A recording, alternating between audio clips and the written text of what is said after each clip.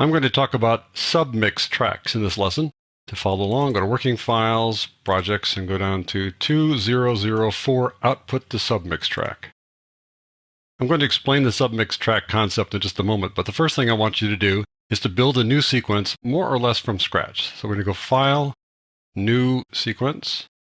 I've got this open to the AVCHD 1080p 30 preset. You can select that as well, but we're going to rearrange things pretty seriously now. So let's go to Tracks, and I want to change these tracks. We're going to take 4 monaural tracks and mix them with a stereo track inside the mixer. So I'm going to change these tracks to monaural by going down here and going to mono, 1, 2, 3, and 4. The 5th one will be standard, which is both stereo and mono, but we're going to use it for a stereo track.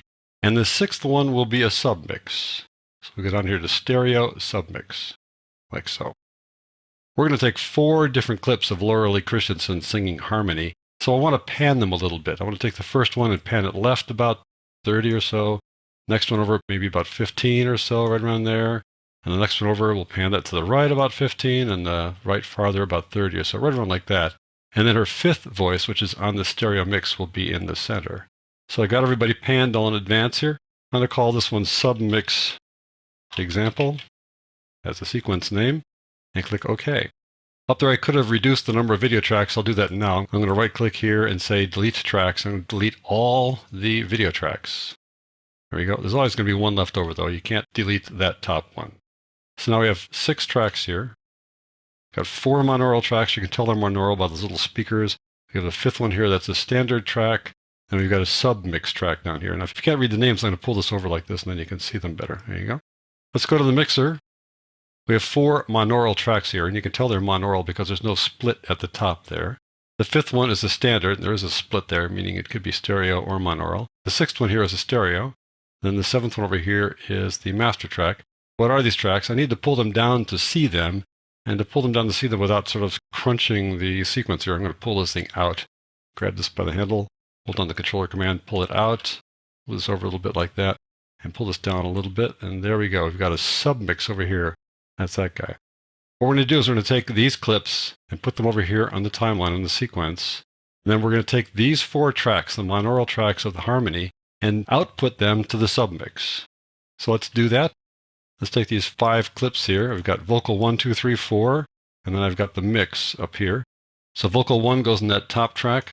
Vocal 2 goes right below it.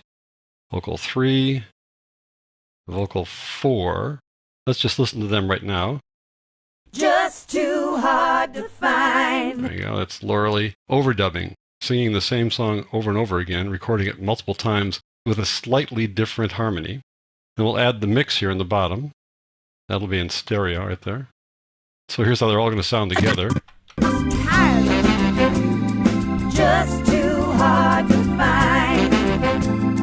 Just too hard to find. There you go. I think you see how that's going to work. So we've got these 4 tracks, and they're already panned. See, they'll pan a little bit left, a little left, a little right, because we did that inside the sequence setup dialog box.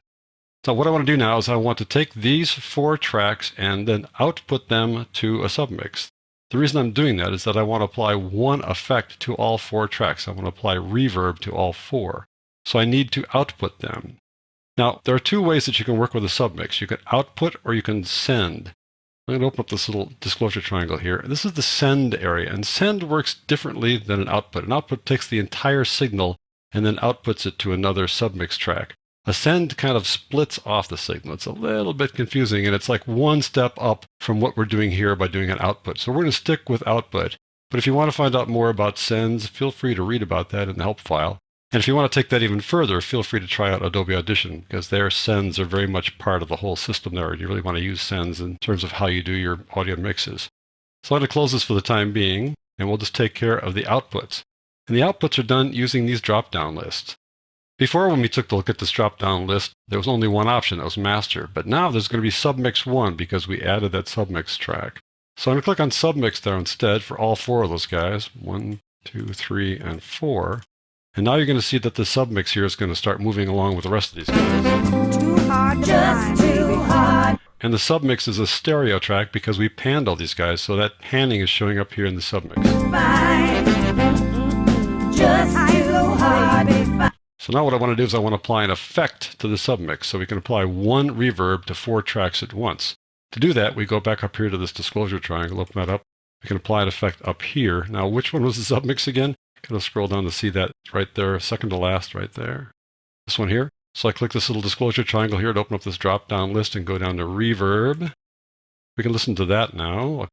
Just too hard to find. So you can hear we applied reverb to just those 4 voices. If we want to update that a little bit, we can go over here and right-click and say Edit. And that shows this graphical interface here. Let's just try it out by moving some things around. Here we go. Just too hard to find. Just too hard to find. Too hard. Just too hard to find. Something like that. Now we might be overdoing the reverb just a little bit here, but I do want to show you that this is a process you can use. You can put some number of tracks into one submix track and then apply some number of effects to that track that affect all of those tracks that were put into the submix track. We can also control volume and panning. Now we don't need to worry about panning here because that was set up in advance, but let's talk about volume here. That might be just a little bit loud there, so I'm going to close down this little dialog box there and go over to volume. We'll go back there and play that again. Let me just slide this over a bit, try that again. Get out of the way for a moment here, get you back to the beginning. Get you back in there, and then let's try to listen to that and see if we can control the volume a little bit here. Just too hard to find. Just too hard to find. Somewhere around there, you can control the volume to suit your purposes. You can also apply effects to other tracks. You probably want to apply a little bit of reverb to the whole mix as well. You don't want to just have the backup vocalist having reverb and the group not having it. So you can go over here and add reverb here. Go down the reverb. Then you might want to set the reverb here a little bit differently. You can go over to the edit again and decide that maybe this time it's not going to be quite the same reverb as this one, maybe not quite as emphatic. However you want to do it, but you can set up reverb for the second track as well. Let's just take a look at that. I'm going to close this down and slide you over just to get you back toward the beginning here. You know what? I'm just tired of it. Just too hard to find. There you go. So that's how a submix works. I do want to show you one more little thing here. I want to make sure that you know that you can add a submix track by right-clicking on a header here and add tracks, and then down here select a submix track, in addition to creating the sequence from the beginning with a submix track. So that's how you work with submix tracks here inside the audio mixer.